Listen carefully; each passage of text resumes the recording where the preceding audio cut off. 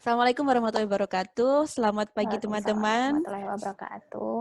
Selamat malam buat teman-teman yang ada di Indonesia. Dan kita kembali lagi di segmen Q&A. Dan pada kesempatan kali ini kita akan ngobrol, berbagi pengalaman dengan salah satu teman saya di UGM. Ada Mbak Alfian Sylvia. Halo Mbak Anis, long time no see. Oh, kita udah lama Alhamdulillah. banget ya. Udah lama Heeh. banget. Lama banget Mbak. Kapan ya Mbak? Terakhir ya paling di lab kimia nggak sih? Iya kan? Paling Paling 2015 paling terakhir kita yang benar-benar kayak ngobrol ya. kayaknya Heeh. sih gitu. Soalnya setelah Gitu. itu kan kamu 2015 lulus, aku juga udah lulus, terus aku pulang. Mm-mm. Habis itu paling kita ngobrolnya cuma pakai lewat sosial media aja sih, Iya betul. gitu. Mm-mm. Benar. Mungkin Oke. Vian bisa cerita sedikit nih kegiatanmu sekarang, sibuk apa, kayak gitu. Oke. Ini kita ngobrolnya santai aja kan ya? Santai, santai Jadi aja. sambil santai-santai aja gitu, oke. Heeh. Sebelumnya aku mau makasih banget sama Mbak Anis udah kasih aku kesempatan buat ngobrol bareng Mbak Anis nih karena udah lama banget kita nggak ngobrol-ngobrol, terutama ngobrol-ngobrol yang agak serius, semi serius kayak gini Waduh. kan. Heeh, Terus heeh. terus alhamdulillah kemarin diajakin dan aku senang banget sih dan kebetulan hari ini free banget gitu buat Mbak Anis. Kalau kesibukan aku sekarang ini lagi WFH Mbak, kebetulan. Hmm. Karena kan di sini masih COVID dan masih buat beberapa dosen memang masih WFH gitu, Hmm. sambil ngebisnis sih yang sibuk sama ada gerakan beberapa gitu sama teman-teman. Itu sih kesibukannya saat-saat ini. Kalau boleh tahu sekarang Mhm. Vian dosen di mana? Aku dosen di Stikesmas, Mbak. Itu Ah, kayak kampus kayak analis kesehatan gitu, teknologi laboratorium medis gitu. Kebetulan ngajar patologi klinik di sana. oh, oke, Gitu, oke. Mbak Mantap, Anis. kegiatannya kayak sibuk banget ya. Kalau ngelihat updatean kamu tuh kayaknya full dengan kegiatan gitu. Aduh, sebenarnya yang di-update itu hanya yang di permukaan saja sih sebenarnya. Maksudnya, mmm, mungkin terlihat berfaedah banget gitu, cuman ya tetap aja ya, orang kan tetap butuh, apa ya, Refreshing. nggak gitu-gitu banget gitu sebenarnya gitu. Nggak Ah, sibuk-sibuk amat sih, jalanin mm-mm. aja. Wih. Mumpung, Mbak, mumpung. Mumpung ada kesempatan ya. Iya, mumpung ada Hmm, kesempatan, hmm, mumpung hmm, masih muda juga, mumpung belum berkeluarga juga kan. hmm, hmm, Nanti kalau hmm. udah berkeluarga beda lagi prioritasnya. Oh. Kalau di oh sorry, kalau di Jogja atau mayoritas Mhm, di Indonesia sekarang itu, mhm. kok sistem perkuliahannya gimana, Vi, selama COVID ini? Selama COVID? Mm-mm. Selama COVID ini kebanyakan daring, Mbak. Oh, daring. Kebanyakan daring, terus kalau masalah sistem pengajarannya mau seperti apa, itu balik lagi sih ke dosennya sama ke institusinya. Hmm, Biasanya begitu. Jadi kalau kebetulan di institusi aku itu kita bebas mau pakai apa, yang penting targetingnya tercapai kayak gitu. hmm, hmm, Cuman ada juga beberapa kampus yang memang mewajibkan misal bisa pakai Webex, mereka kasih fasilitas Webex hmm, ataupun Zoom Unlimited dan lain-lain gitu. hmm, Itu hmm. sih, rata-rata pada daring sih, Mbak. Mungkin mungkin baru mencoba mau tatap muka lagi, sepertinya sih dengar-dengar sih, mungkin Oktober kali ya, dengar-dengar. Cuman Hmm, ya hmm. entahlah ini gitu. Berarti untuk yang diterima di semester ini, Mhm, September ini, mhm. masih ini ya, masih ada kemungkinan mungkin daring, mungkin juga udah bisa ke sekolah kayak gitu. Iya, betul, heeh, Oh, Mbak. hmm, hmm. Soalnya, kemarin kayaknya yang bener-bener dikupas itu kalau di Indo lebih ke anak SD, SMP, SMA sih sebenarnya. Hmm, hmm, hmm. Yang lagi benar-benar dikupas tentang ini sekolahnya mau dibuka sesi tatap muka Hmm, hmm. atau masih daring lagi gitu. Terus kalau Hmm. perkuliahan, kalau feeling aku sih juga kalau anak-anak SD udah pada dibuka sih harusnya anak-anak kuliah udah mulai juga gitu. Oh, ini anak SD udah mulai dibuka kah? Sebagian, Mbak, sebagian Oh, kayak buat oh. percobaan-percobaan gitu loh, Hmm, hmm, hmm, gitu, hmm, buat hmm, hmm. percobaan-percobaan. Dan itu balik lagi ke Pemdanya sih, Mbak, kalau kemarin aku lihat, pengumumannya. kementerian itu setauku sesuai sama Pemdanya aja, kira-kira Oke. mampu apa enggak dan kondisinya bagaimana. Kalau kondisi Jogja sekarang gimana?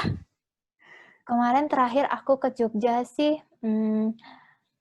Jogja menurut aku salah satu plus-plus sih Mbak, dibandingkan kota-kota yang lain gitu. Heeh. Dalam arti emang rame sih, udah rame Mbak sekarang. Mhm. Pariwisata juga udah hidup banget gitu kemarin. Mhm. Cuman bagusnya dari pihak Pemprov itu sih aku lihat, jadi kita mudah banget menemukan tempat cuci tangan gitu. Jadi nggak melulu Mhm. harus pakai HS kemana-mana, Mhm. mudah ini cuci tangan dan rata-rata memang udah pada aware tentang kayak misalnya jaga jarak, terus habis Mhm. itu terus pakai masker, itu memang wajib banget sih. Kemarin sempat ke Jogja minggu lalu sih, itu Mhm. udah oke banget gitu.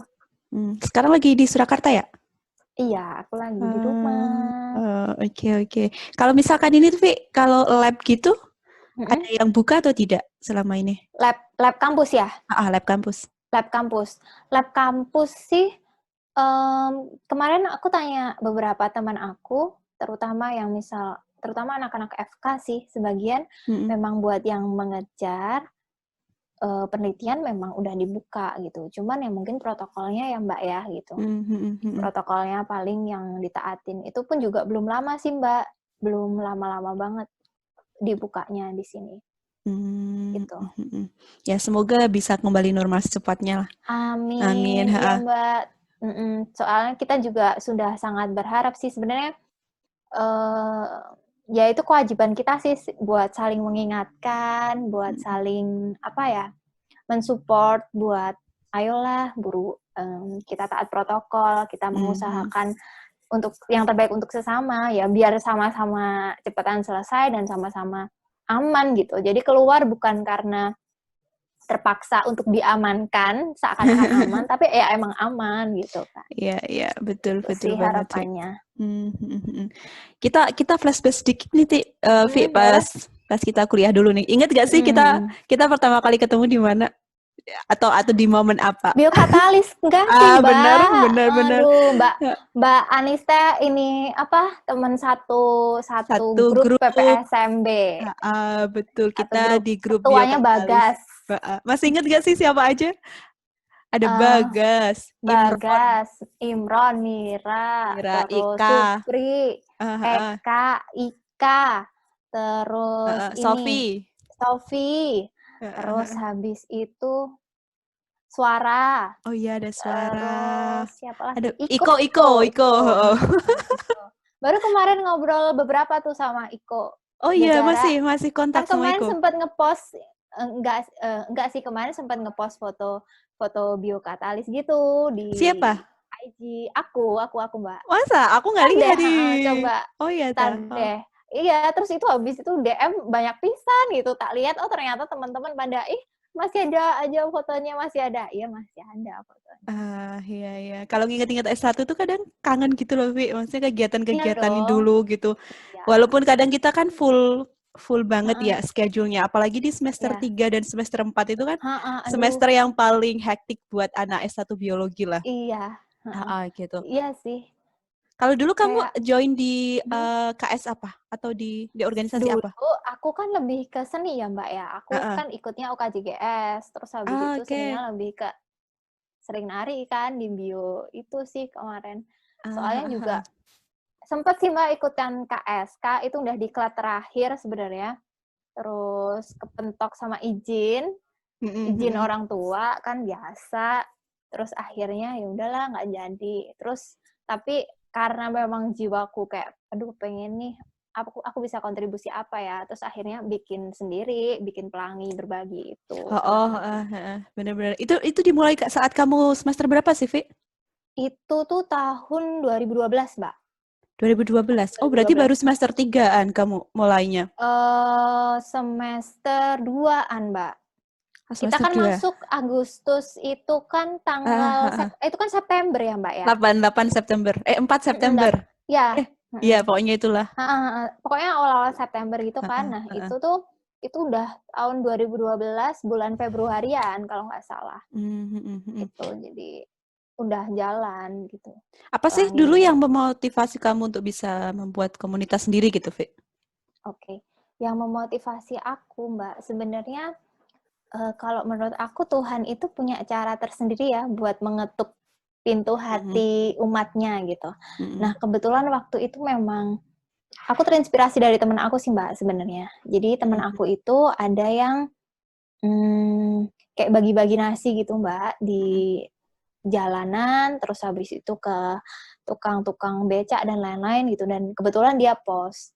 Nah, mhm, dari situ aku merefleksikan ke diri aku, rasanya kok aku tuh udah dapat apa-apa, tapi, nggak pernah ngasih seremonial kayak gitu. Maksudnya dalam jumlah banyak yang mhm, mhm, aku bisa langsung berbagi, aku bisa langsung turun ke depan mereka dan lain-lain, itu tuh jarang banget gitu, kecuali memang, pas SMP atau SMA ikut organisasi dan ngejalanin itu project gitu kan. Cuman mhm, yang kalau tergerak sendiri untuk memulai itu emang gegara ngelihat postingan temen aku itu, terus kayak aku sempet dibilang gini sih, bersedekah itu kan bisa membuka kesempatan kedua untuk mhm, dalam hal apapun gitu, dan itu bisa ngejaga kita, terus bisa ngebuka segala pintu rezeki dan kelancaran gitu.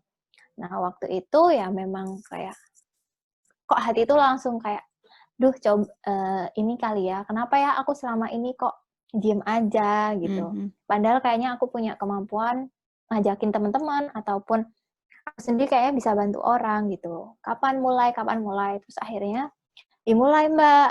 Mulainya waktu itu memang biasa pakai uang saku sendiri, Mbak. Uang saku mhm, anak kos tuh berapa sih, Mbak? mhm, mhm, mhm, Saku anak kos itu berapa gitu. Aku sisihin dari uang saku orang tua aku gitu. Dan kebetulan waktu semester 2 tuh aku dapet PPA.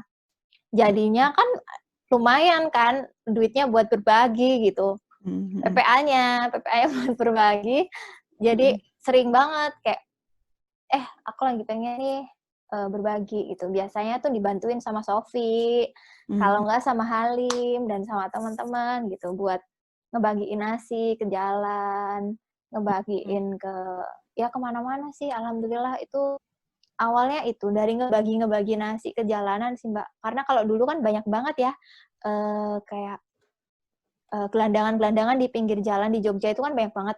mhm, Itu sih mhm, awalnya PB kayak gitu, terus lanjut ke birthday, waktu itu aku ulang tahun kalau nggak salah, mhm, aku emang pengen, aduh, aku pengen banget ke panti gitu, mhm, berbagi ke panti. Waktu itu awalnya mau aku simpen, Mbak, buat diriku sendiri. mhm, Jadi kayak, ya udahlah buat aku aja gitu. mhm, Terus akhirnya ketemu Mbak Fatia kan, jadi lumayan deket dulu sama Mbak Fatia. Mbak Fatia aku sempat konsultasi sama Mbak Fatia, "Mbak mau kalau aku pengen ke gini, mendingan aku cerita, umumin ke teman-teman, siapa tahu ada yang mau ikut atau enggak," nah gitu. Terus Mbak Fatia, "Udah diumumin aja, biar teman-teman juga pada pengen," gitu kan, siapa tahu mhm, ada yang pengen. Dan itu di luar ekspektasi sih, Mbak. mhm, Bener-bener dapetnya tuh banyak banget. Terus dari makan, sembako, pakaian, uang, itu banyak banget, Mbak, dan itu cikal bakal sih buat mhm, kayaknya ini kayak dan nagih, Mbak. Kalau berbagi tuh, aduh saya tuh kayak pengen balik mhm, lagi gitu. mhm, Walaupun mhm, expose atau nggak terekspos ya, Mbak, maksudnya mhm. terekspos atau enggak gitu, tapi lebih ke perasaan buat pengen lagi itu tinggi banget. Nah, itu yang dimulainya PB itu Pelangi. dari situ sih, heeh, Hmm, oke. Jadi gitu. sebenarnya awalnya belum terorganisir ya? Maksudnya awalnya Belum adalah belum. ini inisiatif kamu sendiri untuk Iya, itu gitu kan? Heeh. heeh heeh heeh, Ter awalnya dari itu. Terus bagaimana ceritanya sampai sampai kamu itu membentuk komunitas itu gitu? Oke, ngebentuk komunitas itu jadi, waktu itu kalau nggak salah project pertama itu di panti asuhan Sayap Ibu, itu Mmm, di daerah Adi Sucipto sih, Adi Sucipto ke utara. Nah, setelah itu, setelah itu memang aku kan dibersamai sama kayak Mbak Dita, Terus dari anak teman-teman dari KSE, Nova, Iya, Kiki, kayak heeh. gitu kan. Amal, Dembuk, Bulan gitu. Terus Rifki, Zahro. Nah, terus waktu itu tuh kita ngobrol gitu loh.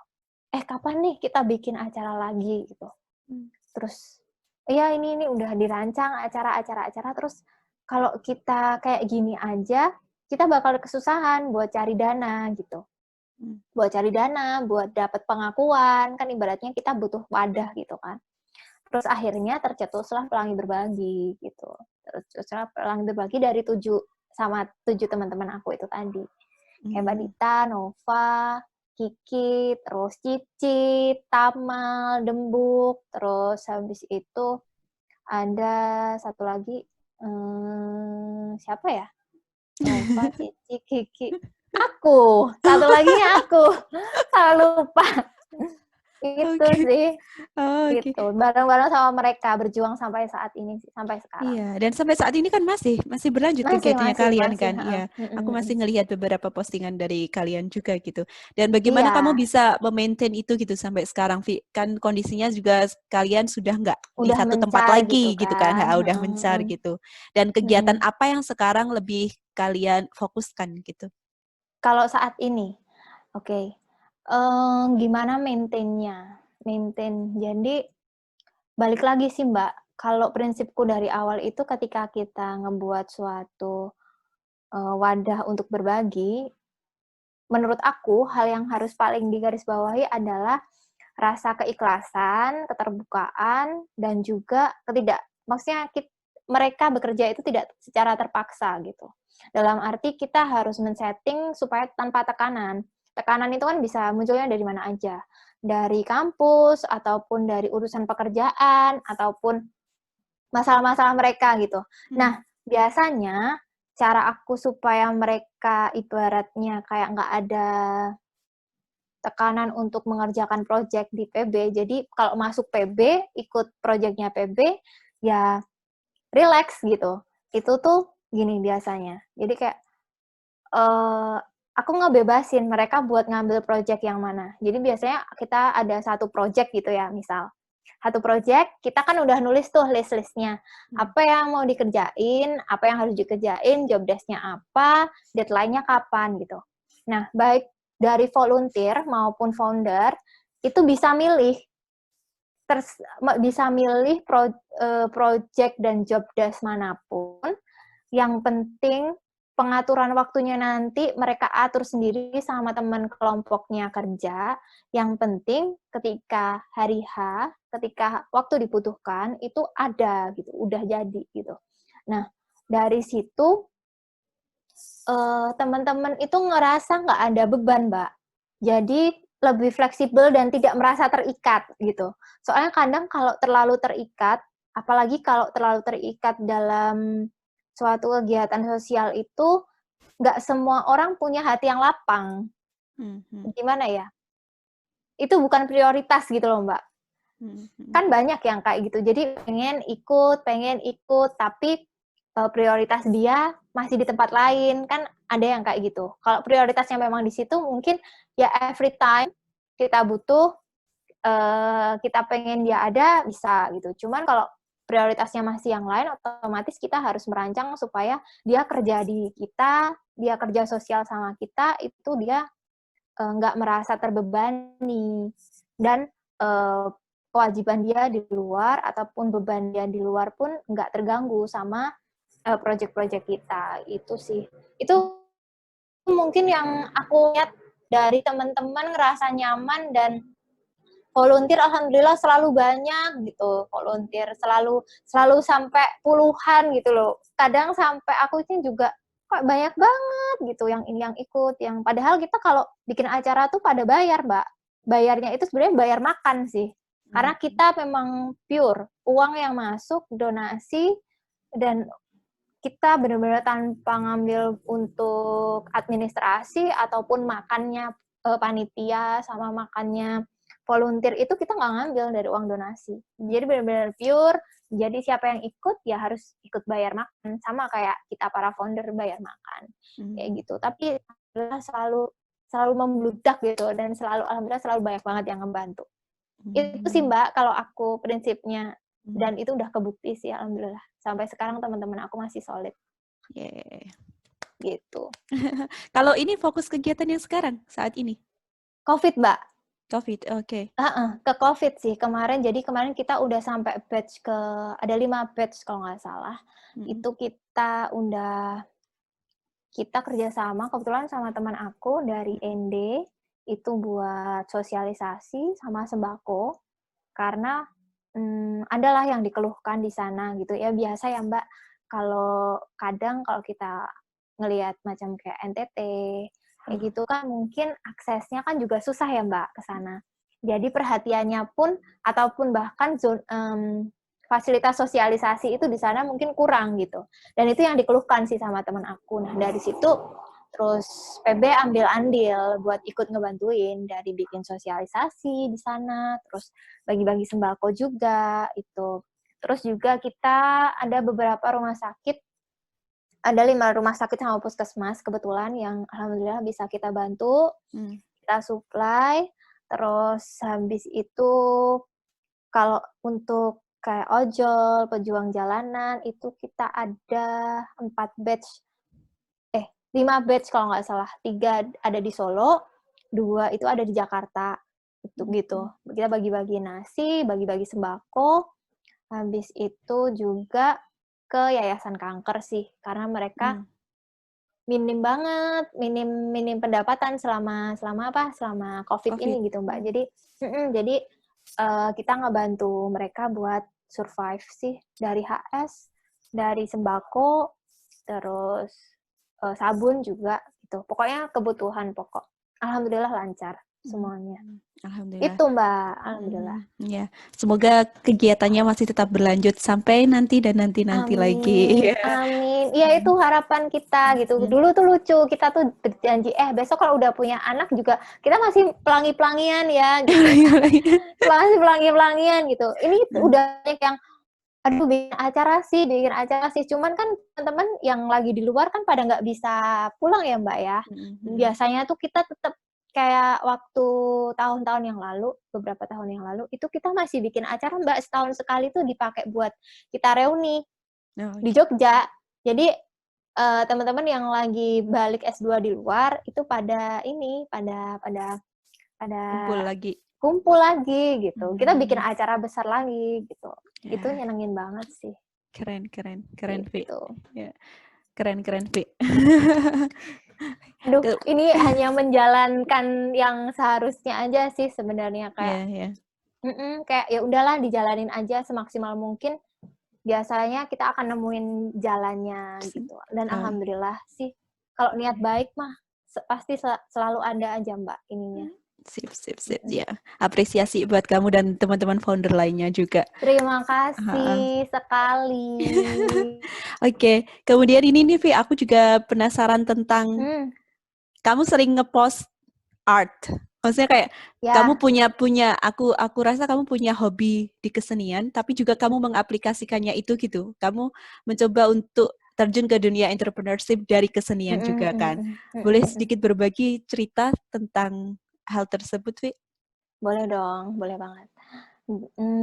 Kesenian itu, jadi kalau kesenian itu sebenarnya aku sejak kecil, Mbak. Suka kecil, di kesenian. emang darah dari bapak, dari eyang itu memang punya darah seni gitu, dan emang sejak kecil itu udah kayak ikutan sanggar tari, ikutan ngelukis, gambar, dan lain-lain. Itu sejak aku kecil gitu. Terus sampai akhirnya kuliah kan udah beda banget ya jalurnya. Udah melenceng pisan gitu kan. Karena ya memang kesenian kalau buat keluarga aku memang ya udah itu hanya sekedar hobi gitu. Bahkan di keluarga aku, di keluarga inti itu tuh nggak ada Mbak yang bisnis. Jadi kayak bapak, ibu itu nggak ada yang bisnis, dan sebenarnya aku ngerasa awalnya aku tuh nggak punya jiwa entrepreneur gitu, nggak ada Mbak. Cuman jiwa menghabiskan duit aja yang ada.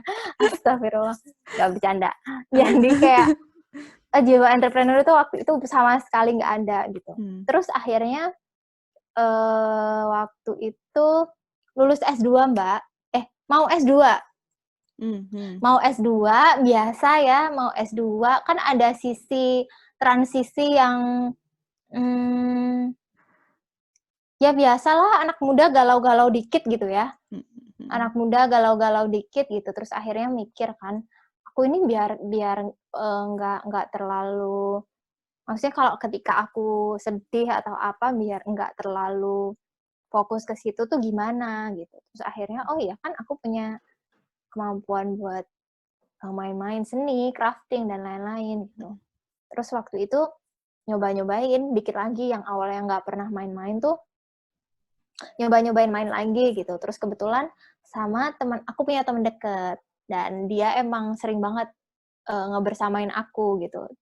Sejak SMP malahan kita sering main bareng dan kita sama-sama anak seni sebenarnya. Sama-sama anak sains yang punya jiwa seni. Sama-sama suka seni. Terus akhirnya mikir kan, waktu itu lagi awal ngetrennya entrepreneur, Mbak. Entrepreneur muda. Jadi kayak bisnis kreatif itu kalau sekarang kan udah booming banget ya. Kalau dulu kan masih baru aja gitu. Masih baru mau mulai gitu.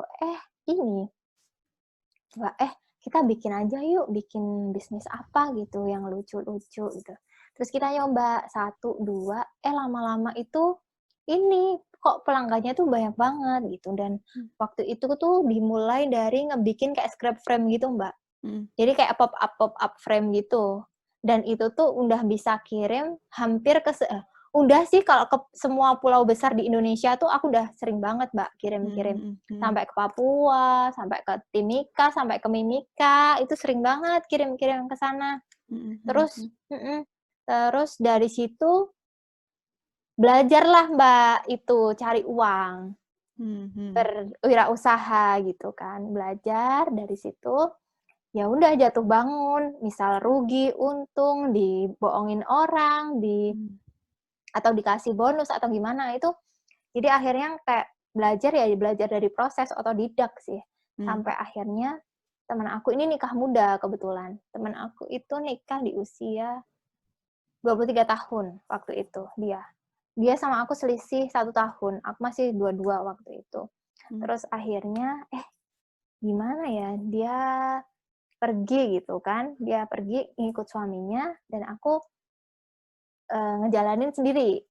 Nah, ngejalanin sendiri, waktu itu mikir, Mbak, ini mau kalau aku pop up frame terus mungkin peminatnya juga bakalan terbatas gitu. Terbatasnya mungkin ini lagi ngetren sih, tapi beberapa tahun ke depan kita nggak tahu. Gitu. Terus akhirnya kepikiran buat bikin seserahan. Nah, karena pikir aku seserahan itu kan kebanyakan kalau habis dipakai terus box-boxnya buat apa gitu, hiasan-hiasannya kan biasanya juga nggak dipakai kan. Terus entah kenapa itu kepikiran buat nyewain, Mbak. Waktu itu masih jarang banget orang nyewain seserahan atau di tempat aku itu belum ada.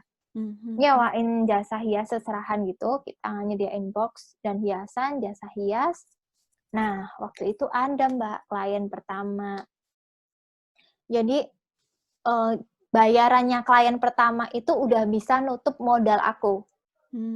Nah, udah untung gitu. Nah, dari situ aku belajar terus, cari inspirasi terus dari Pinterest, dari Bright Story, dari weddingku, ataupun kayak dari apa ya? Dulu kan ada kayak misal IG kan ada banyak banget tuh inspirasi pernikahan gitu-gitu kan. Nah, dari situ aku terus upgrade dan alhamdulillah lancar banget sampai sekarang gitu. Dan justru pendapatan dari sana itu kalau jadi entrepreneur itu memang ya gimana ya, Mbak? Kalau mau cari duit ya emang dari jadi entrepreneur sih, Mbak. Kalau kita kerja ya misal kayak jadi dosen ataupun jadi guru ataupun itu butuh jiwa ketika kita ngelakuin pengabdian karena alasan ingin mengabdi, itu tentu akan jauh lebih nikmat gitu. Daripada ketika tendensi kita adalah uang. Uang. Dan itu kerasa banget sih. Jadi dari situ akhirnya kayak, oh kan jadi tahu kan Mbak, misal kayak jadi dosen gajinya berapa, pendapatannya berapa. Walaupun misal sekarang masih single ya Mbak, tapi kayak nggak tahu, mungkin gegara otodidak mainan bisnis itu tuh jadi sekarang tuh ngitung banget gitu, ngitung kayak udah termindset gimana caranya, termotivasi aja sih, gimana caranya naik, gimana caranya biar ruginya turun, gimana pendapatannya nambah, gimana tabungannya nambah gitu. Gitu sih, dari itu sih Mbak sebenarnya awalnya. Terus dari situ ya udah belajar dari proses, jalanin aja sambil hati-hati sih sebenarnya kalau otodidak tuh. Itu sih Mbak, alhamdulillah. Itu semua kamu kerjain sendiri sekarang? Dari desainnya, dari semacamnya? Enggak sih. Kalau misal kan aku ada beberapa. Jadi kalau misal yang Emmy Wedding itu kan isinya seserahan, mahar, souvenir kan. Nah, itu ada aku sama adminku. Tapi semua desain, proses itu aku, Mbak. Sama kalau souvenir itu sebenarnya aku ada kerjasama sama pihak lain dari Jepara gitu. Nah, cuman kalau misal yang undangan di Sedahan Kenes itu aku kerjasama sama teman aku, dan rata-rata di Sedahan Kenes memang lebih ke untuk sosial sih Mbak sebenarnya. Untuk sosial itu buat ngebantu banyak orang di sekitar aku gitu. Maksudnya kayak udah kamu bantuin aku aja, nanti jatahnya segini kayak gitu. Dan itu alhamdulillah sih yang ngebantuin kalau sekarang ya udah 5-6 orang kalau di Sedahan Kenes gitu. Kalau di Emmy cuman aku sama adminku gitu. Soalnya belum nemuin Mbak, belum nemuin yang gimana ya, kadang kayak signature-nya tuh biar sama gitu Mbak, dan itu belum nemu sih sampai sekarang. Jadi kalau untuk yang apa sih kayak ngerancang-ngerancangnya gitu, Vi, yang biasanya kan kamu ngepost yang udah jadi itu kamu sendiri yang buat? Iya, iya Mbak. Gitu. Itu juga belajar otodidak? Iya, itu otodidak semuanya Mbak.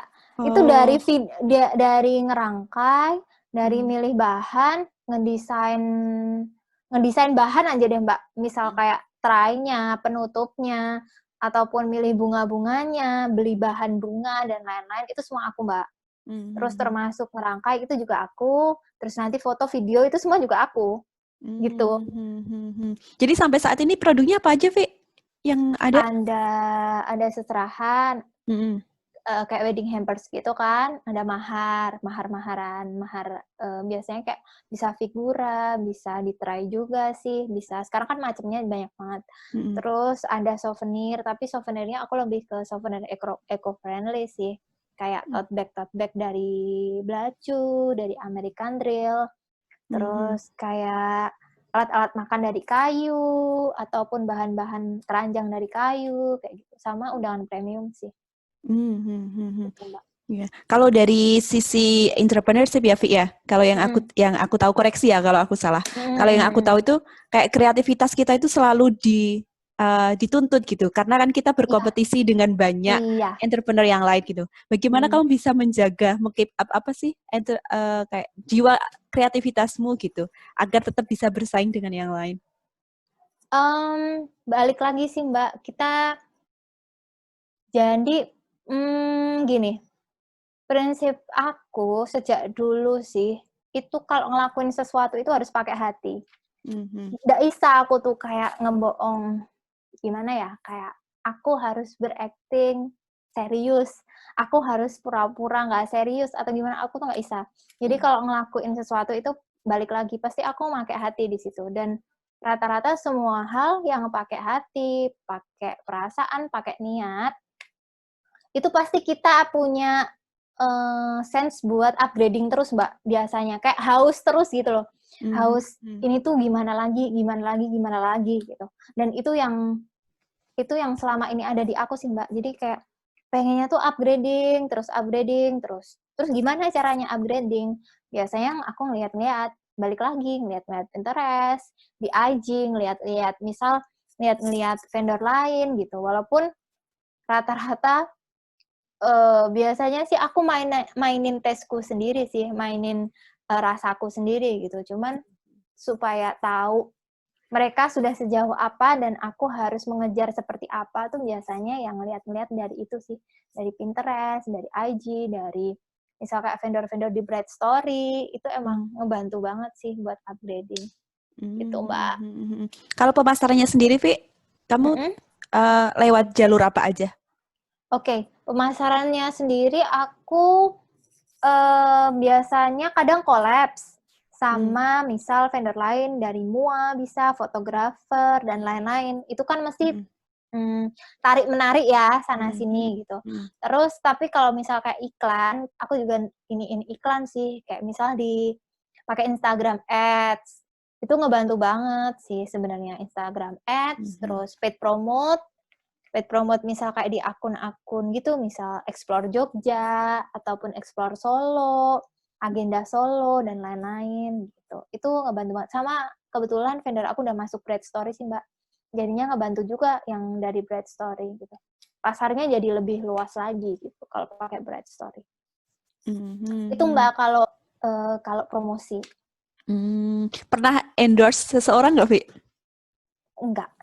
Oh, berarti dijalanin sendiri semuanya? Iya. Oke. Kalau endorse, enggak sih Mbak. Aku bukannya mau gimana-gimana sih. Yang sekarang aja aku udah kewalahan gitu. Jadi kayak, jadi tetap harus ada jeda. Karena aku ada kerjaan lain juga kan, dan itu kan supaya nggak tumpang tindih aja sih gitu. Ada kepikiran mungkin untuk membuka lowongan untuk yang lain? Jadi kamu bisa franchise atau kayak gimana? Membuka inilah, apa namanya? Istilahnya apa ya kalau di dunia entrepreneurship, kayak pekerja gitu loh, Vi. Jadi kayak kamu istilahnya sekarang jadi manajemennya gitu, manajernya. Oke. Ada kepikiran, Mbak. Kepikiran sih ada, cuman mungkin nanti kalau sudah berkeluarga kali ya, Mbak. Itu juga. Jadi soalnya gini, saat ini itu kan memang ibaratnya ya kayak aku kerja di mana, terus aku nanti stay di mana, itu kan belum masih ambigu gitu kan. Terus habis itu balik lagi kayak kemarin juga beberapa kayak Iis gitu Mbak, masih ingat Iis Nur Aisyah Abbas. Itu juga, V, aku pengen franchise nih di Jakarta. Udah, kalau aku punya duit, aku buka tuh EMI di Jakarta. Soalnya emang banyak banget sih Mbak peminat dari Jakarta gitu yang mau order, ternyata di Solo, order di Solo. Aku bulan ini itu ada 23 project nikahan Mbak. Jadi itu aja aku udah kewalahan banget. Apalagi itu benar-benar udah kewalahan banget, dan itu jadi udah hampir 230 try 1 bulan itu udah. Untungnya sih aku WFH, jadinya ya ke cover, alhamdulillah udah kelar semuanya gitu. Cuman kayak tetap butuh nafas gitu, dan kayaknya ini cukup dulu deh sambil upgrading bahan-bahan, dan mau buka galeri sih Mbak sebenarnya. Habis ini mau buka galeri, jadinya mau buka galeri di Solo, insya Allah mau ngebangun sekalian sama working space gitu, mudah-mudahan sih lancar gitu sih. Mudah-mudahan doain ya Mbak bisa buka lebih banyak pekerja gitu. Cuman kalau workshop emang aku udah ngadain sih Mbak, jadi kayak berbagi ilmu gitu. Kemarin juga sebenarnya udah booking kayak hotel gitu buat bikin workshop, berbagi sama teman-teman yang emang pengen belajar buat ngebikin crafting, buat ngebisnis juga, seserahan dan lain-lain tuh. Cuman COVID, jadi semuanya harus tertunda sampai sekarang gitu. Itu sih. Ya doain Mbak bisa makin banyak lagi teman-teman yang ini bisa aku ajak gitu. Amin. Masuk ke ini nggak, Vi? Masuk ke e-commerce nggak?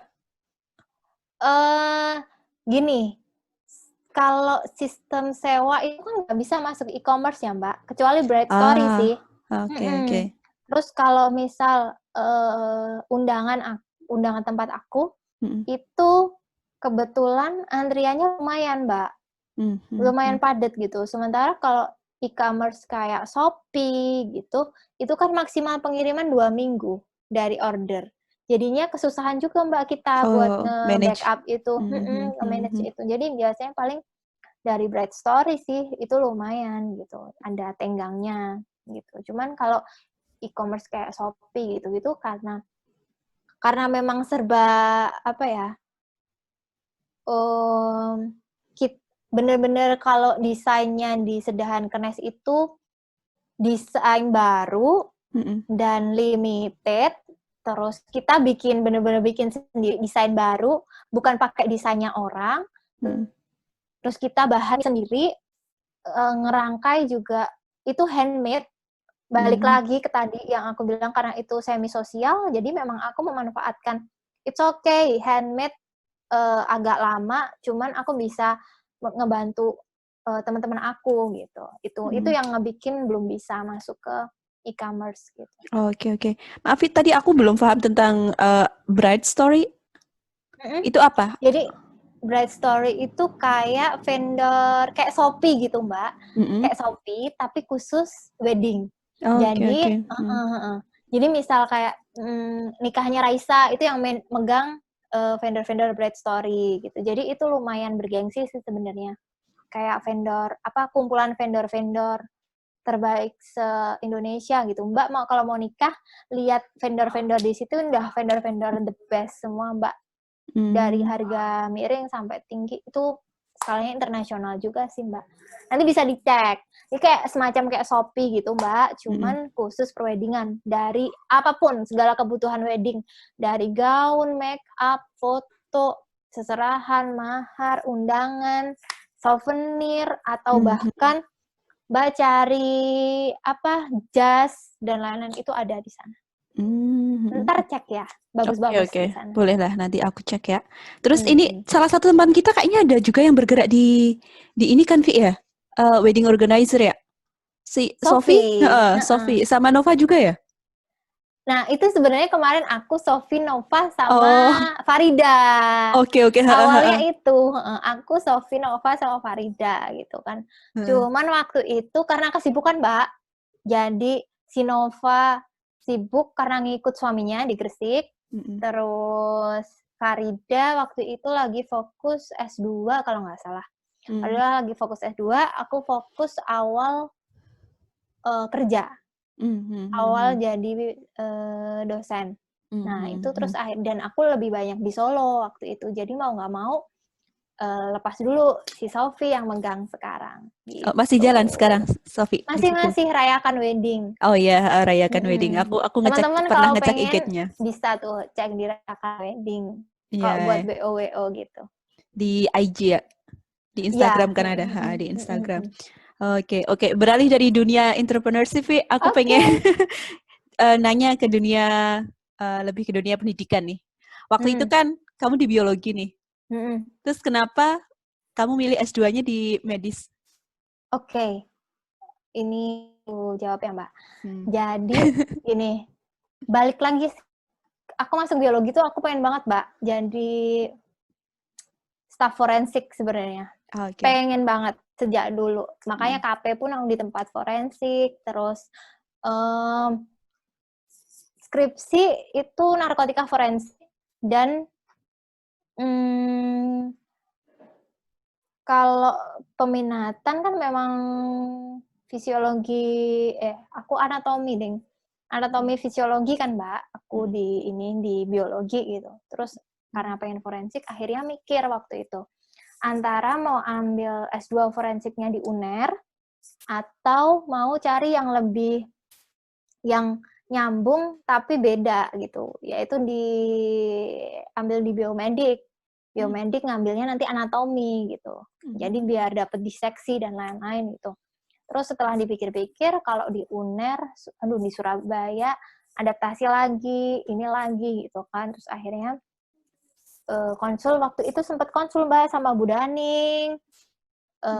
Gimana kira-kira kalau saya pengen gini gitu. Terus akhirnya yakinlah buat masuk di biomedik gitu. Karena lihat profilnya juga waktu itu memang, wah kayaknya cocok nih. terus akhirnya udah masuk deh gitu.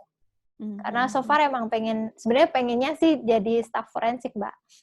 Cuman akhirnya jadi dosen. Ya udah. Oke. Kalau di biologi nggak ada ya? Yang di S2-nya fokus ke situ. Belum ada. Pernah dengar mau ngebuka. Cuman belum sekarang. Pernah dengar dari siapa ya? Lupa. Dari Mas Raka. Jadi ada kakak tingkat namanya Mas Raka, itu beliau jadi staf kedokteran molekulernya Inavis. Itu sempat cerita kalau S2 itu, soalnya udah lama banget, Mbak, takutnya aku, kalau nggak salah ya ini, kalau aku nggak lupa, dia bilang katanya biologi kayaknya mau ngebuka S2. Oh gitu, Mas. Iya. Oh ya. Cuman ya karena waktu itu habis lulus S2 langsung lulus S1 aku langsung ngejar S2 kan. Jadi ya udah nggak bisa nunggu apa-apa. Mbak. Kamu masuk S2-nya tahun berapa, Vi? 2015. September? Oke. Kamu kan kamu batch 1 lulus biologi kan waktu itu? Alhamdulillah. Alhamdulillah. Kalau nggak gitu nggak bisa masuk S2 tahun itu kan. Nah itu sih motivasinya waktu itu sebenarnya. Kalau nggak lulus sekarang, nggak bisa masuk S2 tahun itu gitu. Dan aku harus nunggu setahun gitu. Karena waktu itu sempet tanya ke orang tua kan, kira-kira mau langsung S2 atau kerja gitu. Terus orang tua ternyata udah langsung S2 dulu aja gitu, mumpung masih seneng belajar gitu. Terus akhirnya ya udah. Ada rencana untuk S3, Vi? Secepatnya insya Allah. Insya Allah. Kalau Tuhan, doain ya Mbak. Amin. Lagi plan A, plan B ini. Oke. Plan A, plan B. Terus dulu kenapa milih jadi dosen, Vi? Kenapa milih jadi dosen? Nah, perjalanan untuk akhirnya nyaman jadi dosen itu juga mungkin beberapa orang ada yang nggak percaya tentang blood type. Maksudnya kayak tipenya anak A itu seperti apa, tipenya orang B itu kayak apa gitu. Tapi kriteria dari blood type golongan darah A itu aku banget, Mbak, sebenarnya. Jadi semuanya itu serba harus diraba dulu sampai akhirnya yakin gitu. Nah, waktu itu aku masih meraba-raba, Mbak, sebenarnya lulus S2 mau jadi apa ya ini? Mau jadi kerja di swasta atau jadi apa? Jadi dosen atau kejar forensik gitu. Karena waktu itu forensik pilihannya itu ada 2 ternyata. Kalau nggak SIPS nggak mungkin, soalnya aku so mini gitu. Aku terlalu kecil buat jadi polisi. Terus habis itu kalau dari PNS, waktu itu PNS nggak kayak sekarang ya, Mbak ya. Maksudnya nggak ada bukaan juga sih waktu itu dari PNS tentang forensik gitu. Terus akhirnya coba ngajar, asik enggak gitu. Soalnya project-projectnya Pelangi itu kan sebenarnya banyak banget sosialisasinya, Mbak. Dari sosialisasi PHBS, narkoba, germas, gigi sehat, itu kita lakuin gitu. Nah, dari situ kayaknya asik juga sih sebenarnya ngajar gitu. Cuman kalau ngajar anak kecil otomatis beda ya sama ngajar mahasiswa gitu. Nah, itu akhirnya aku raba-raba dulu, Mbak, sambil birokrasi seorang dosen itu seperti apa, terus cara menghadapi mahasiswa itu bagaimana, itu aku meraba-raba dulu, sampai akhirnya kok kayak nyaman banget sih ngajar gitu. Dan orang tua memang support aku ngajar sih, gitu. Ya udah, terus akhirnya, oke, aku udah menentukan nih, aku jadi dosen deh, gitu, Mbak. Gitu. Dan sampai sekarang akhirnya menikmati ya? Menikmati, alhamdulillah. Iya, happy aja sih kalau soalnya dinamis juga kan ya, Mbak. Dan aku kalau ngajar kan dinamis kan, ibaratnya beda hari, beda situasi, anak-anak juga, para mahasiswa juga ibaratnya kejadiannya bisa nggak sama, bisa beda materi, beda respon, terus nggak melulu enak-enak terus. Jadi ada tantangannya, gimana caranya ngadepin mahasiswa, gimana rasanya jadi dosen muda ngadepin mahasiswa yang bahkan ngajar mahasiswa yang lebih tua dari aku gitu. Itu ada tantangannya tersendiri, tapi asik sih. Gitu. Oke. Terus ini nih, Vi, kayak aku ngelihat kamu tuh jadi kayak diverse, maksudnya kayak range-nya itu luas gitu loh. Dari sisi seni, dari sisi pendidikan, dari sisi entrepreneurship gitu kan. Itu kan kayak wow gitu loh. Nggak hanya fokus di satu bidang gitu. Bagaimana sih kamu bisa membalance itu semua gitu? Membalance itu semua dan bisa menjaga kayak mood kamu itu di ketiga-ketiganya itu tetap ada gitu. Itu kelihatannya aja sih Mbak sebenarnya. Soalnya gini, ya sebenarnya enggak. Kalau aku sih kuncinya balik lagi ke tadi. Selama kita di situ, kita jalanin hal yang memang balik lagi. Kita ada hati, kita niat di situ, dan kita menikmati prosesnya. Jadi otomatis apapun yang terjadi itu rasanya kayak nikmat aja. Jadi kayak ya gimana ya, ngalir, alami, dan rasanya itu Tuhan selalu kasih jalan aja sih buat aku. Jadi karena ya bismillah lah kita jalan, terus balik lagi niatnya buat apa, niatnya pengen lebih bermanfaat ke orang, dan itu udah jelas banget sih dari awal kenapa kok terjun ke dunia ngajar, kenapa kok punya bisnis, selain buat diri kita sendiri, karena ada misi-misi sosial gitu Mbak di situ. Dan pembagian itu semua, kalau ditanya tips triknya apa, aku hanya melakukan yang terbaik yang aku bisa sih Mbak. Jadi kalau ditanya tips trik yang terlalu spesifik, nggak ada Mbak. Selama ini bener-bener kayak ya udah, aku ngelakuin yang terbaik yang aku bisa, dan emang manajemen waktu sih Mbak itu harus. Jadinya kebiasaan on time, jadi prinsipku life is moving from one project to others gitu kan. Jadi it's okay kita sibuk, it's okay ibaratnya habis ngerjain ini gitu. Yang penting kita nggak lupa sama kesehatan diri, nggak lupa sama nyenengin diri sendiri gitu. Karena proses perpindahan dari satu project ke project yang lain itu sebenarnya kenikmatan juga sih buat aku. Jadi ya kesibukanku aku anggap itu rezeki dari Tuhan buat aku. Jadi alhamdulillah selama ini ngalir aja. Yang penting semuanya tertata, nggak suka ngaret, on time, terus semisal kayak nggak suka ingkar janji, terutama. Maksudnya kalau udah bilang A, ya A, B, ya B. Karena itu biasanya ngefek sih, Mbak. Ngefek ke selanjutnya gitu loh. Kalau misal udah oke, udah janjian jam segini gitu. Batalin lagi, apalagi. Itu biasanya nanti aku pribadi sih jadi chaos. Apalagi apa-apa aku urusin sendiri kan. Jadi kalau ketemu klien dan lain-lain, gitu biasanya memang tetap aku garis bawahin harus on time. Kalau reschedule ya nggak bisa nggak bisa mepet-mepet gitu. Dan itu juga aku terapin di perkuliahan gitu. Misal mahasiswa bimbingan, mahasiswa minta tanda tangan atau apa, itu ya memang butuh itu gitu karena proyeknya banyak gitu. Dan dari situ ngalir aja semuanya, alhamdulillah lancar-lancar aja. Kalau pernah kehambat enggak? Ya pernah dong, Mbak. Pernah banget.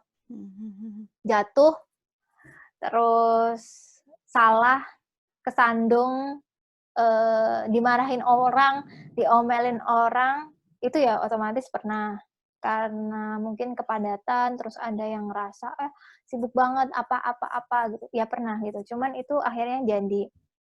Karena aku orangnya kadang terlalu peka sama kritikan, jadi pengennya kalau dikritik itu segera gimana caranya aku segera memperbaiki gitu.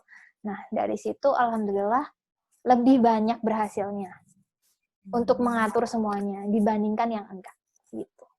Itu sih Mbak. Keren. Keren banget, Vi. Sebenarnya jalanin aja sih Mbak, kalau ini mah kayak ya udahlah niat. Pokoknya secara harfiah tuh kalau menurut aku manusia itu selama niatnya baik pasti Tuhan itu kasih jalan. Itu udah pasti sih. Dan gak usah aneh-aneh hidupnya. Maksudnya gak suka ngebohongin orang, gak suka nipu, harus banyak jujur, sebisa mungkin sedekah jalan. Itu dan tulus terutama. Itu udah menurut aku apa-apa tuh rasanya gampang aja. Gitu. Mungkin itu juga sih. Aku selalu ya nggak sempurna sih, cuman berusaha untuk begitu. Gitu Mbak. Sip, Nanti sip. aku banyak tanya juga nih sama Mbak Anis nih. Mau tanya Sejak apa? dulu nih pengen banget tanya ini gitu. Mau nanya apa? Aku tuh sejak dulu ngelihat Mbak Anis tuh orang yang gimana ya? Teduh Biasa aja. pisan gitu. Kayak Biasa aja. serius gak bohong. Jadi kayak lihat Mbak Anis tuh ya ampun teduh pisan gitu kayak. Karena nggak semua orang bisa kayak gitu loh Mbak. Nggak semua orang dianugerahi kayak gitu. Jadi kalau lihat Mbak Anis ya ampun kayak lembah manah banget ya. Kayak kalem, halus, amanah banget gitu. Jadi kalau ngeliat tuh adem aja. Aduh, Gitu. udah, Aku tuh stop it. pengen tanya. Ini serius pemirsa, serius Aduh, teman-teman. Pengen kenapa tanya jadi Mbak Anis, beralih nih? gimana caranya biar kayak gitu. Biar Kayak apa? rasanya orang tuh kalau ngelihat aku tuh kadang sebel gitu katanya. Sebelnya katanya wajahku tuh galak atau jutek atau gimana. Padahal kan nggak juga sih. Padahal nggak juga gitu. Kalau udah kenal ya, oh ternyata gini ya gitu. Cuman aku pengen gitu kadang kayak Mbak Anis yang ngelihat orang sejak pandangan pertama tuh udah langsung ya ampun adem banget gitu jadi cewek. Masya Aduh. Allah. Nggak tahu, Vi. Aku nggak bisa menjawab kayaknya, Vi. Nggak tahu itu karena pandangan orang lain ya. Maksudnya ketika aku memandang diriku sendiri, beda dengan orang lain memandang gitu. Kalau misalkan aku yang menilai diriku sendiri, itu kayak jauh banget gitu loh, Vi. Maksudnya aku belum sampai ke tahap yang kamu bilang seperti itu. Aku merasa masih jauh banget dari sisi itu gitu. Jadi kayak masih belajar gitu sih, Vi. Tapi aku ngerasa gitu Mbak. Gimana dong? Nggak tahu. Ya udah pandangan dari Nggak, aku bercandain Mbak Anis ini mah. Iya. Tapi emang ini banget sih. Apa? Mungkin karena ya kalau aku ngelihat sih mungkin karena Hanes ya Mbak. Karena mungkin Mbak Anis aku ngelihat ngelakuin sesuatu juga pasti pakai hati, pakai niat yang baik, terus pekerja keras juga kan. Jadi lihat orangnya tuh sejuk gitu. Aku pengen tanya Mbak Anis ke Mbak Anis. Apa? Aku teh pengen banget gitu sebenarnya. Menurut Mbak Anis itu apakah seorang itu pendidikan yang tinggi itu penting apa enggak? Di balik lagi sih. Cewek kan mesti tuntutan utamanya adalah ngurusin anak, suami dan lain-lain gitu. Kalau menurut Mbak Anis itu kayak apa gitu? Oke. Kalau menurut Jadi aku ini yang tanya ini. personal ini ya, kayak komentarku terhadap hal tersebut gitu. Ya. Menurutku pendidikan tuh tetap sangat penting, Pi, di bidang apapun. Di bidang apapun. Nggak hanya pendidikan formal. Dan pendidikan nggak harus dikorelasikan dengan degree menurutku.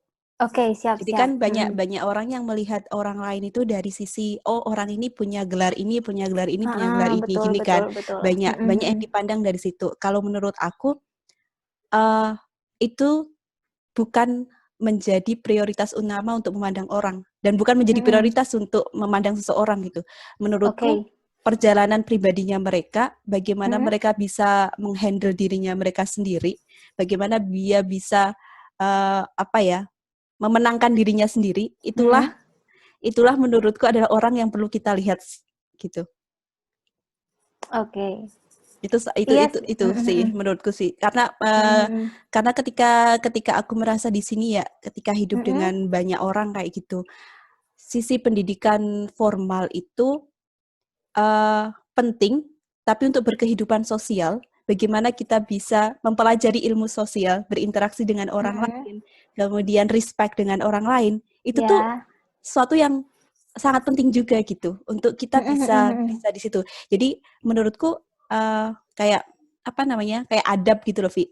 Iya, iya, Ada betul, betul. pendidikan, ada Iya. moral, dan moral itu menurutku lebih penting di situ. Karena ketika kita punya moral, maka kita juga bisa memanfaatkan pendidikan kita dengan sebaik mungkin. Kalau kita nggak punya moral, kita itu akan memanipulasi pendidikan kita gitu. Betul, betul sekali. Setuju banget, Mbak, setuju. Jadi Terus, kadang-kadang kayak aku merasa tuh banyak di bidang-bidang di sekolah pun itu malah jadi kayak bisnis yang seharusnya itu bukan bisnis tuh, jangan di situ gitu loh.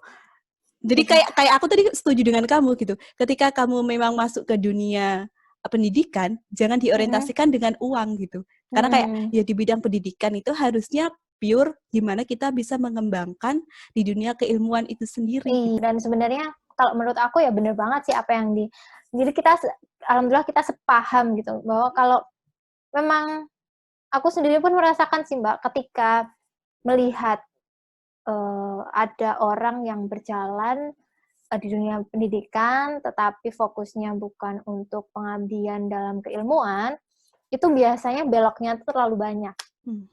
Belok dalam hal apapun gitu. Biasanya sih kayak gitu. Jadi dan setelah ngobrol sama beberapa dosen senior itu memang Indonesia itu butuh banget staf pengajar yang jiwanya itu ada di situ. Jadi niatnya untuk keilmuan, untuk mengabdi, untuk berbagi ilmu, fokus, itu sangat-sangat dibutuhkan saat ini gitu. Supaya ya semua hal yang pakai jiwa, pakai perasaan, pakai niat baik, niat yang lurus itu kan mesti masuknya ke mahasiswa, masuknya ke anak, ataupun masuknya ke lingkungan, itu kan juga akan lebih energi yang diserap itu kan positif gitu loh. Dan baik Ya, gitu. kayak pure. Iya kan? Dan di sisi lain, Vi, aku juga berpikir gini, tapi karena banyak juga para guru gitu kan, para dosen, para guru itu mengabdikan seluruh hidupnya itu di dunia pendidikan. Jadi aku di situ berpikir harus ada pihak lain juga yang punya responsibility untuk istilahnya apa ya, menjamin bahwa kehidupan para guru dan dosen ini itu sejahtera gitu. Jadi di satu sisi guru dan dosen adalah tulus untuk mengabdi, Tapi kesejahteraannya tapi juga kesejahteraan juga ditunjang, maksudnya tapi ada perhatikan. pihak lain yang perhatian ke situ gitu. Jadi istilahnya kayak dosen ini tulus gitu tanpa harus berpikir di dunia finansial, tapi finansialnya itu sudah terjamin gitu, Pi. Itu sih yang kayak menjadi apa ya? Iya. Menjadi impianku gitu. Itu juga itu memang kita nggak bisa sekarang kalau aku ngelihat teman-teman yang udah berkeluarga tetap aja kepentingan finansial itu memang sangat gitu. Maksudnya buat untuk mereka hidup gitu kan. Jadi ketika mereka mesti ada pertempuran di hati sih Mbak sebenarnya kayak Iya ini benar. aku mau fokus ini itu inu dan lain-lain tapi kok ini segini aja dan lain-lain. Nah, itu biasanya di situ ujiannya itu di situ sih sebenarnya. Tergantung kita mau ya udahlah ngikutin, ya udahlah atau kita break walls, maksudnya berjiwa kreatif gimana caranya di kondisi buruk pun aku tetap niatku lurus dan aku bisa menciptakan hal yang lain yang bisa menopang kebutuhanku. Atau mau ya udah nikmatin aja, aku mau niat apa nggak niat ya udah jalanin aja. Ada juga yang kayak gitu. Tapi mudah-mudahan sih makin banyak sih Mbak yang meletakkan hatinya di situ dan mudah-mudahan juga lebih sejahtera jadinya. Tapi sekarang aku lihat guru tuh pada sejahtera loh Mbak. Oke. Yang di Indo. Mungkin Mbak pernah dengar tentang sertifikasi? Pernah. Sertifikasi dari guru, dosen, itu ada sertifikasi Mbak, dan gajinya itu bisa 2 kali lipat dari gaji pokok. Jadi lumayan banget Mbak sebenarnya. Kalau sekarang sih enak. Alhamdulillah ya. Aku berharap gitu Lumayan. sih ya. Alhamdulillah aku berharap gitu. Setidaknya dari pemerintah ataupun mungkin dari Mm-mm. pihak ketiga lain itu punya inisiatif yang juga untuk punya komitmen untuk mensejahterakan guru-guru kita kayak gitu Iya. sih. Jadi Hmm. sama-sama berjalan di jalannya masing-masing tapi Mm-mm. mendukung gitu, saling mendukung Iya. untuk kesejahteraan bersama. Kayak gitu Iya, sih, ya Vi. kayak berorkestrasi Mbak sebenarnya harapannya di beda-beda sih letaknya, cuman Mm-mm. bisa simfoninya tuh bisa cakep gitu, bisa saling bersinergi, jadinya match gitu. Betul, betul Harapannya sekali. sih gitu ya. Ya, kita Mm-mm. berharap bersama lah ya.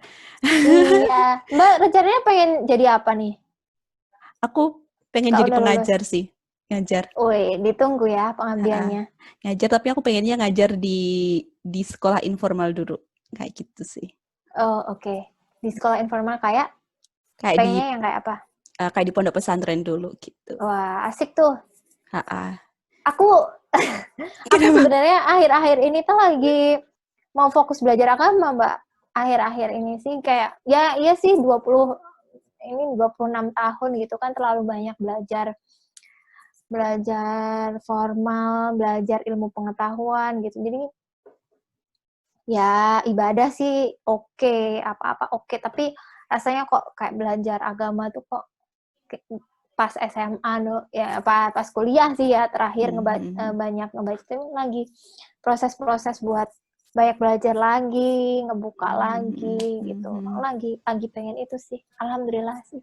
Alhamdulillah, alhamdulillah. Alhamdulillah doanya Mbak. Sama-sama mendoakan, Vi. Aku juga masih Iya. belajar. Heeh. Kita harus sama-sama mendoakan sih. Mendukung gitu. Sesama ini saling support ya. Tapi mudah-mudahan kapan-kapan aku pengen collabs nih sama Mbak Anis, tapi masih Ayo. mikir projectnya apa. Oke. Aku Biar tadi lihat ini loh YouTube kamu juga tadi pagi. YouTube apa ya? Yang ngajar. Kamu kan ini Aduh, bikin apa slide sih juga ya? kan? Ada slide terus kamu ngajar juga gitu. Oh, itu teh itu nah itu ada ceritanya Mbak sebenarnya. Oh, Gimana? boleh ini masih Iya, nggak boleh, waktunya boleh, nih? boleh, boleh, boleh. Jadi gini, balik lagi, kita nggak bisa kalau kita ini yang aku rasain ya Mbak, tapi Mm, mungkin nanti Mbak kalau aku kurang pas, it's okay, mau kritik, mau masukin mm, saran dan lain-lain, aku senang banget.